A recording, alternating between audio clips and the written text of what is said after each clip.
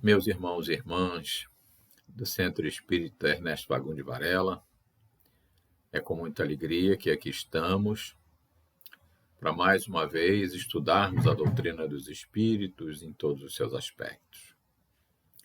E no dia de hoje, nós vamos estudar a morte, né? Essa situação que tanto nos assusta, nos preocupa, né? Embora saibamos que ela é inevitável. Então, nós vamos estudar hoje esses diversos aspectos que envolvem a questão do desencarne. Muito bem, então vamos fazer a nossa prece inicial. Deus, Pai Criador do Universo, aqui estamos em Teu nome para estudar a doutrina dos Espíritos. Rogamos a Tua bênção, a Tua misericórdia, para que neste momento podemos ter as nossas atenções voltadas para o estudo, para a compreensão, para o entendimento dos diversos aspectos desse tema que iremos abordar. Que a Tua bênção recaia sobre todos nós, sobre toda a humanidade, particularmente nesse momento tão difícil pelo qual passamos. Que não nos faltem as energias necessárias para que prossigamos a nossa jornada e possamos cumprir a nossa missão. Amado Mestre Jesus, nosso guia e modelo, nosso irmão maior, que aqui esteve há 2000 anos, para nos mostrar com a sua luz o verdadeiro caminho do amor, do perdão e da caridade. Olhe por nós, abençoe-nos, fortaleça-nos, Mestre, para que possamos passar por todos esses momentos de aflições, de dificuldades, mas com a resignação necessária e a compreensão para que possamos colocar em prática todo o amor que nos ensinaste, para que possamos estar unidos em prol do próximo, da caridade, do perdão e de todas essas lições que nos ensinaste. Aos nossos mentores espirituais, aos mentores espirituais da nossa casa de caridade, que possam estar conosco, nos orientar, nos amparar, nos intuir, e que possamos superar todos esses momentos, prosseguindo nossa jornada em busca da luz, que é o nosso grande objetivo de vida. Que as bênçãos dos céus estejam com cada um de nós, em todos os momentos de nossa existência. Que possamos dar continuidade aos nossos estudos, às nossas preces, às nossas meditações e principalmente à prática do bem. Pois, como nos disse o Mestre Jesus, amemos ao próximo como a nós mesmos e a Deus sobre todas as coisas. Para que um dia deixemos esse plano físico melhor do que aqui chegamos. Que assim seja, graças a Deus. Muito bem, então nós vamos estudar, né? E aí temos o tema Quem tem medo da morte, nos seus diversos aspectos. Então os nossos objetivos serão compreender porque o momento da morte é em geral temido, analisar as características do processo de perturbação espiritual presente na desencarnação e esclarecer à luz do Espiritismo como ocorre a desencarnação e quais suas principais etapas. E no primeiro momento, a gente vai refletir sobre uma frase que nos foi colocada pelo poeta grego do século V. Ele viveu na Grécia no século V a.C., Eurípides. E ele nos disse: quem sabe dizer se a vida não é a morte, ou se a morte não é a vida? É interessante refletir sobre isso, né? Será que nós nascemos quando morremos, ou morremos para nascer de novo numa vida real? Esse é o grande dilema que nós vivemos, né? Somos tão apegados a essa vida física que não conseguimos perder ou perceber que o desencarne é, na verdade, a passagem para uma outra grande etapa da nossa existência. Vamos então ao Livro dos Espíritos, e lá na questão 149, Allan Kardec pergunta aos imortais: que sucede à alma no instante da morte? E a resposta diz o seguinte: volta a ser espírito, isto é, volta ao mundo dos espíritos, de onde se afastara momentaneamente. Então, nessa resposta, a gente já começa a perceber que a nossa vida antes e depois do desencarne é uma vida muito presente, de muito trabalho, né? A gente até costuma dizer, morreu, descansou. Na verdade, é um equívoco dizer que morreu, descansou, né? Porque quando nós passamos para o outro lado, nós voltamos a trabalhar, né? Nós damos continuidade à nossa existência, muitas vezes, com muito trabalho, né? E lá no livro que nós estudamos sobre do estudo aprofundado da doutrina espírita, ele vai nos colocar que o temor da morte está relacionado a 3 fatores básicos. O primeiro é o apego à vida material, né? Somos muito apegados aos nossos parentes, às nossas pessoas mais íntimas, à nossa casa, aos nossos bens, né? A uma vida que nós julgamos que seja uma vida real. Então, esse apego que temos à vida material faz com que nós desejemos dar continuidade a ela, que ela não tenha fim, embora tenhamos a certeza que um dia esse fim vai chegar.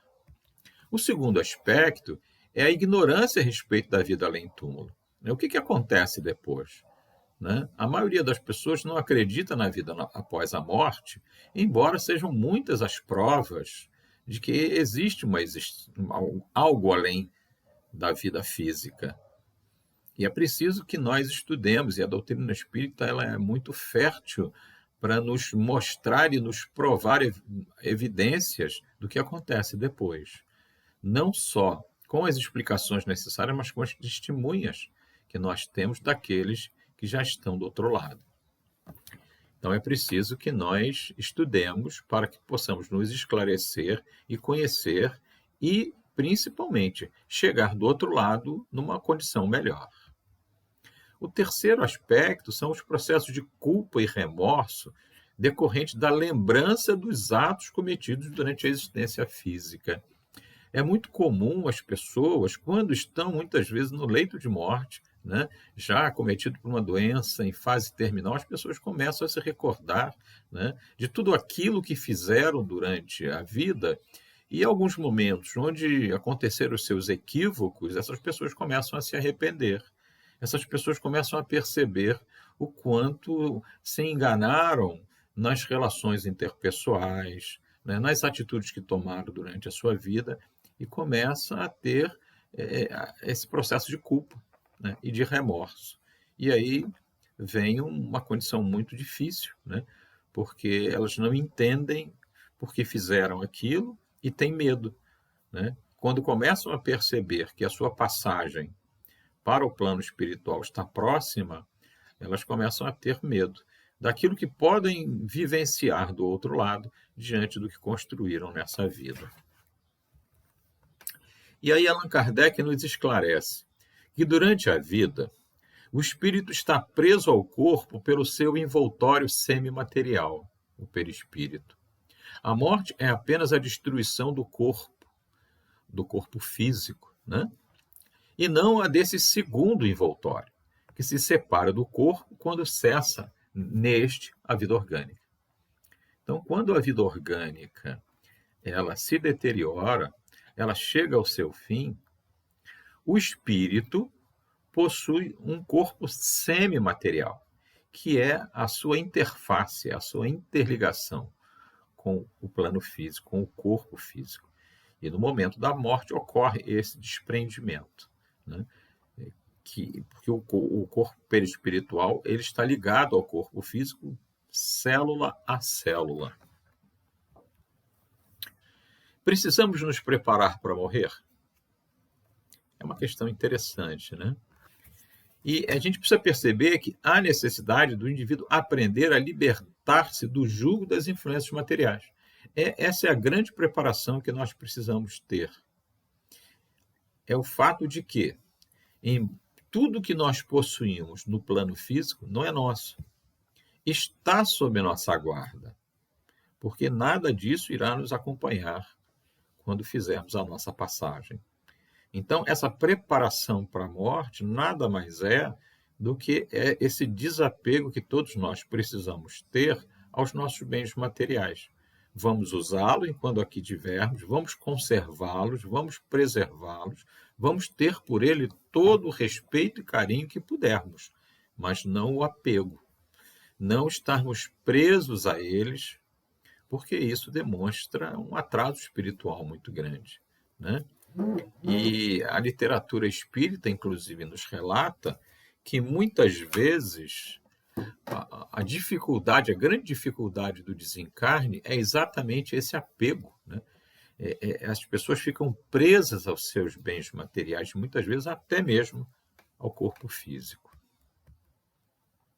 A consciência culpada, atormentada por remorsos, sofre durante e após a desencarnação. Então, essa preparação para a morte, ela passa muito não só pelo desapego, mas pelo auto-perdão. Nós cometemos enganos, muitos, todos nós, afinal de contas não somos espíritos perfeitos ainda. Então cometemos os nossos equívocos, mas precisamos aprender a nos perdoar. E principalmente aprender com os nossos erros, para que possamos evitá-los, para que possamos colocar em prática a autotransformação, né? A busca pela prática sempre constante do bem. E quando se aproxima um instante de retornar à vida espiritual, a pessoa é geralmente tomada por uma espécie de lucidez sobre as consequências dos seus atos e escolhas executados durante a reencarnação.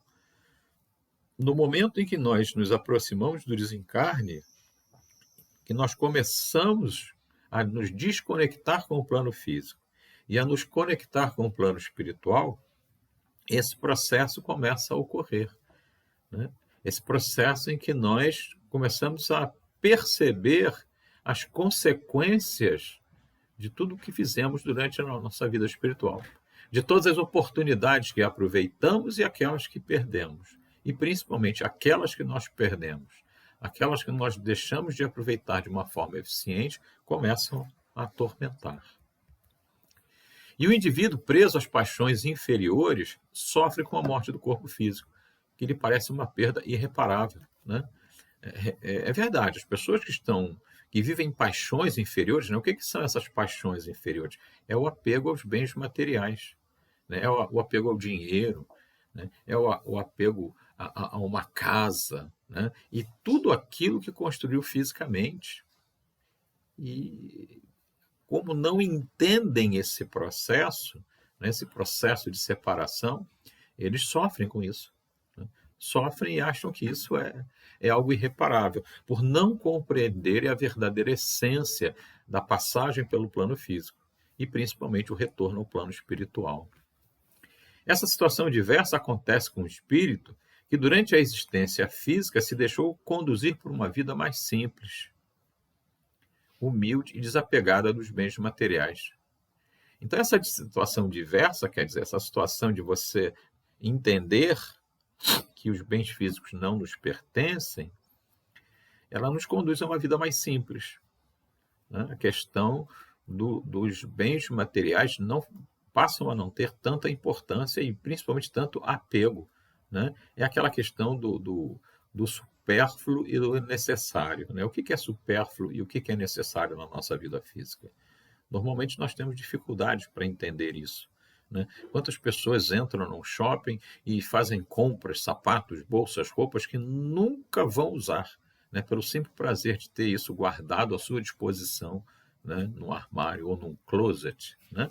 Como as pessoas gostam de ter, sempre cheias de produtos que, na verdade, não fazem absolutamente nenhuma diferença nas suas vidas. A vida espiritual é realmente a verdadeira vida. É a vida normal do espírito. Sua existência terrestre é transitória e passageira. Quando nós entendermos verdadeiramente o que essa frase nos coloca, né, que a vida espiritual que é a vida real, e que é a vida física, a vida que nós passamos, né, no processo de encarnação, é uma existência absolutamente transitória e passageira. Nós passamos muito pouco tempo aqui. O problema é que nós não sabemos identificar isso, né? A gente passa 50, 60, 70, 80, 90 anos aqui e acha que isso aqui é muito tempo, quando o tempo, na verdade, ele é absolutamente desprezível quando se fala em eternidade, né? Quando se fala numa vida espiritual onde os bens físicos e a morte não têm sentido. Só vão ter sentido no plano físico, um plano que a gente ainda não consegue entender bem. E não consegue entender exatamente por isso que nos apegamos tanto. E o desligamento espiritual, né, durante a desencarnação? Os orientadores da vida maior informam que, normalmente, não é dolorosa a separação da alma do corpo no momento da desencarnação.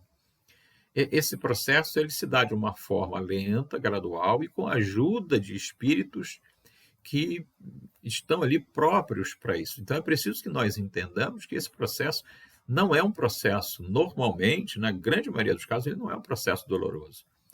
Ele vai se tornar doloroso quando existe esse apego aos bens físicos, né?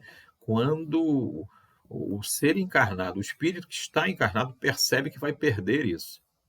Mas quando nós entendemos que o processo de desencarne é um processo absolutamente natural, que todos nós vamos passar, e tudo que aqui vamos deixar é algo que nunca foi nosso, sempre fomos usufrutuários dos bens que aqui tivemos.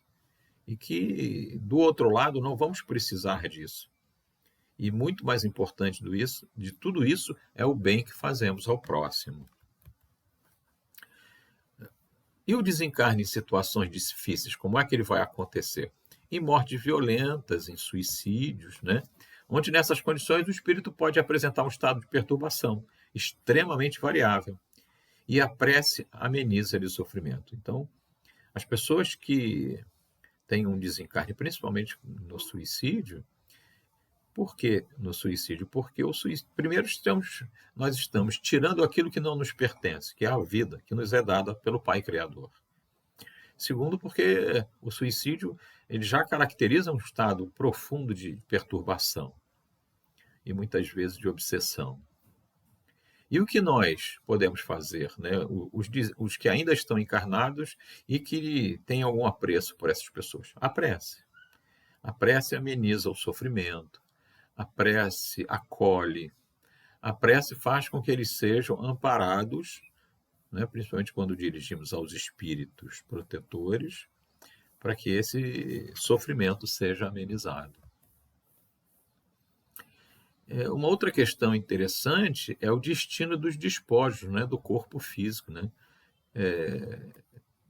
Devemos fazer o tradicional sepultamento, devemos fazer uma cremação. Qual é o problema que pode ocorrer, né, no caso da cremação? Né? O Espiritismo não se opõe a nenhuma das situações. Existe apenas uma recomendação que a cremação deva ser feita pelo menos 72 horas após o desencarne. Por quê? Exatamente pela questão do desligamento do perispírito. Às vezes isso demora um pouquinho mais, né? Às vezes demora muito, né? Depende exatamente da condição evolutiva do espírito que ele está. Mas 72 horas é um prazo razoável para que os espíritos ajudem esse processo, né? Trabalhem no processo de liberação do corpo físico pelo perispírito. E aí o corpo físico pode ser cremado sem nenhum problema. Né? É uma recomendação, né? Uma situação que pode ocorrer sem nenhum problema. E a doação de órgãos afeta o perispírito? É claro que não. Né? É um ato até de caridade quando alguém que desencarna possa ter os seus órgãos utilizados por uma outra pessoa e para que dê continuidade à sua vida. Então, a doação de órgãos, ela pode ser feita sem nenhum problema. Ela, sem dúvida, é um ato de caridade. E as etapas da desencarnação, né? Durante o processo de encarnação, a presença dos benfeitores espirituais e espíritos especializados no processo que conduzem à desencarnação estão ali para ajudar, para auxiliar, para amparar, para fazer com que esse processo se dê da forma mais equilibrada possível. E, normalmente, encontram-se ali também familiares e amigos queridos que já desencarnaram e que ali permanecem aguardando ou auxiliando o processo de desligamento final. Muitas vezes o desencarne ocorre na presença das pessoas queridas, principalmente quando o desencarne ocorre com uma pessoa mais evoluída, uma pessoa que praticou o bem, que teve durante a sua vida física a prática da caridade como uma prática rotineira, o estudo. E essa pessoa é uma pessoa querida, então ela tem, do outro lado, pessoas que também têm muito apreço por ela, aguardando. E tem uma passagem muito interessante no livro Voltei, um livro ditado pelo irmão Jacó, psicografia de Francisco Cândido Xavier, e tem um trecho muito interessante em que ele vai narrando todo o seu processo de desencarne, e tem um trecho que ele diz assim: vi-me diante de tudo o que eu havia sonhado, arquitetado e realizado na vida, insignificantes ideias que emitira, tanto quanto meus atos mínimos desfilavam absolutamente precisos ante meus olhos aflitos, como se me fossem revelados de roldão, por estranho poder, uma câmara ultra-rápida instalada dentro de mim. Transformara-se-me o pensamento num filme cinematográfico, misteriosa e inopinadamente desenrolado, a desdobrar-se com espantosa elasticidade, para seu criador assombrado, que era eu mesmo. Então, ele narra o processo em várias etapas nesse livro, e nesse momento ele fala que quando o desencarne estava ocorrendo, é como se ele visse um filme passando de toda a sua vida, de tudo que ele fez, é como se fosse ali um momento de fazer um balanço de como foi a vida física. E há espíritos que permanecem ligados aos despojos do corpo físico, às vezes por anos. Pessoas que são tão apegadas ao corpo físico que ficam ali por anos. Existe até uma passagem muito interessante na história de Chico Xavier, em que um casal judeu perderam um filho muito jovem, e o apego do pai era tão grande por aquele filho que ele, algumas noites, pegava o travesseiro e ia lá no cemitério e dormia sobre o túmulo do filho. E aí esse casal foi aconselhado, foi encaminhado a Chico Xavier, e Chico recebeu uma psicografia, psicografou uma mensagem desse filho, onde ele dizia assim: pai, enquanto o senhor vai todas as noites dormir sobre o meu túmulo, ou seja, onde está o meu corpo, o corpo que eu ocupei quando estive no plano físico, eu estou lá em casa com a minha mãe. Então, algumas pessoas, não só o desencarnante, mas algumas pessoas que ficam aqui são apegadas ao corpo físico. Acha que ir a um cemitério é reverenciar aqueles que morreram, quando ali estão apenas os despojos, ali está a roupa que aquele espírito vestiu quando aqui esteve. Quando muitas vezes ficar em casa, fazer uma prece, uma oração por aquele que é muito mais eficiente do que cultuar aquilo que está lá no cemitério. Também no livro A Crise da Morte, do Ernesto Bozano, ele mostra esse autojulgamento, essa relação que nós temos com tudo que aqui vivemos e como a gente vai ver tudo aquilo que fizemos olhando para dentro de si, né, num processo realmente de auto-julgamento, de autoavaliação. O que eu fiz aqui? Né? Como foi a minha vida aqui? Será que foi uma vida produtiva? Será que foi uma vida voltada para a evolução espiritual? Ou eu simplesmente perdi mais uma oportunidade reencarnatória? E Allan Kardec nos diz que o estado moral da alma é a causa principal da maior ou menor facilidade de desprendimento. Então, quanto mais evoluído nós formos, mais suave, mais branda, mais fácil será o processo desencarnatório. Porque é como aquela pessoa que vende um bem que era seu, mas para o qual ela não tem nenhum apego. Ela vai lá numa loja, né, num brechó, por exemplo, e se desfaz de tudo aquilo, doando ou até mesmo vendendo aqueles bens físicos que ele não quer mais, porque ele não está ligado, porque ele não está preso, né, porque não existe a paixão por aquilo que é puramente físico e passageiro. Mas quando a pessoa é absolutamente desprendida, né, ela não tem esse apego pelos bens físicos, pelos bens materiais, ela se desliga facilmente. Né? Seja um processo de desligamento reencarnatório, ou seja um processo de desligamento, né, de desfazimento daqueles bens que realmente pertenceram a eles durante o tempo, mas que não são seus de verdade. E as mortes prematuras, né? Os abortamentos naturais e provocados, a desencarnação infantil e na adolescência, suicídios diretos ou indiretos, né? Todas são situações que nós vivenciamos. Né? Muitas vezes ocorre por uma provação, né? Ou por uma expiação. Né? Os abortos são absolutamente indesejados. Né? Nós, espíritas, não concordamos, né? Qualquer que seja a situação, porque se houve a vida, existe um motivo para isso, e ela precisa ter um fim natural e não um fim forçado. Né? Se ocorre um abortamento natural, algo também de estranho houve ali, né? Muitas vezes o próprio feto, né? O próprio ser que está ali num processo de reencarne, ele desiste da vida. Né? A desencarnação infantil e na adolescência, ela muitas vezes tem um motivo de resgate, não só para a vítima, mas também para os pais dela, né?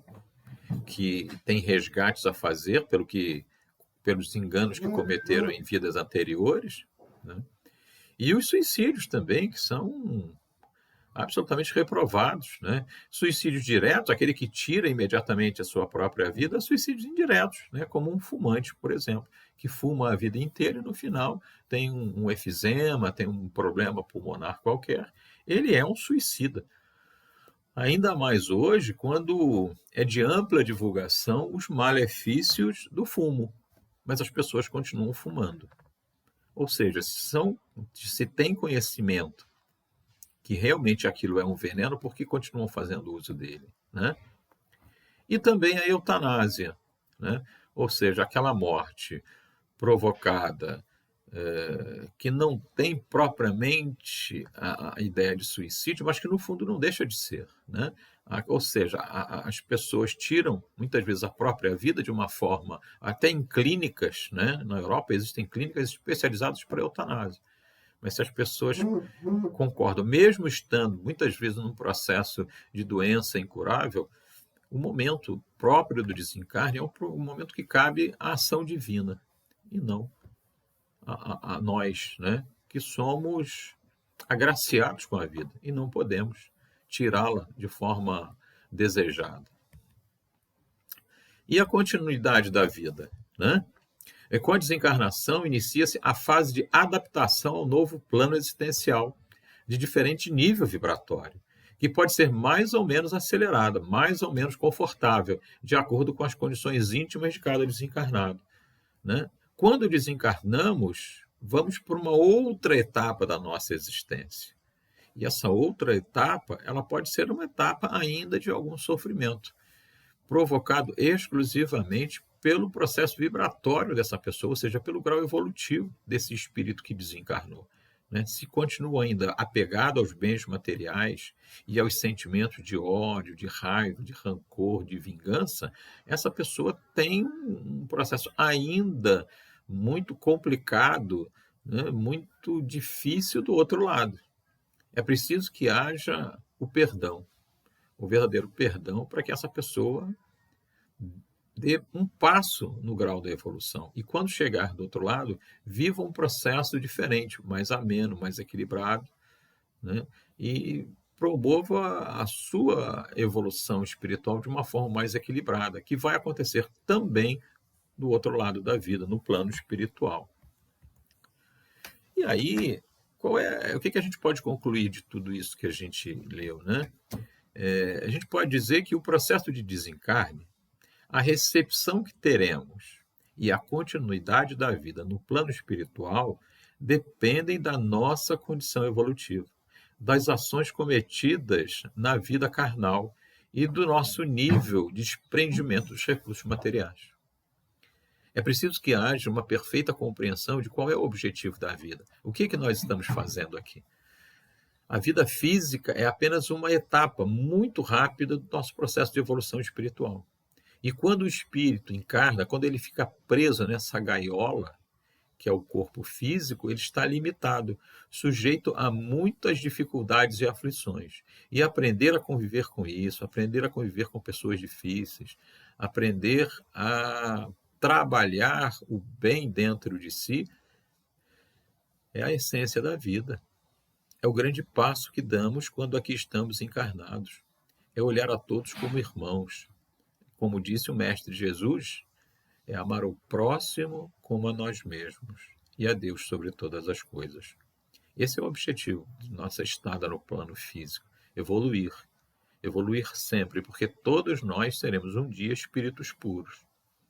Mas o livre-arbítrio determina que esse tempo seja o tempo que cada um desejar.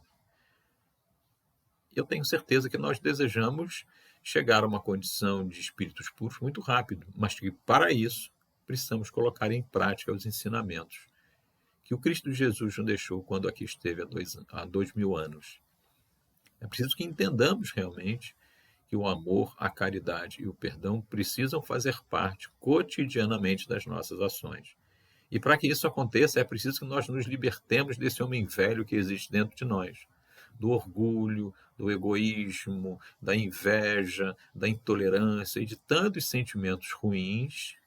Nós precisamos nos livrar deles, porque ainda temos muitos desses sentimentos, mas precisamos nos libertar deles.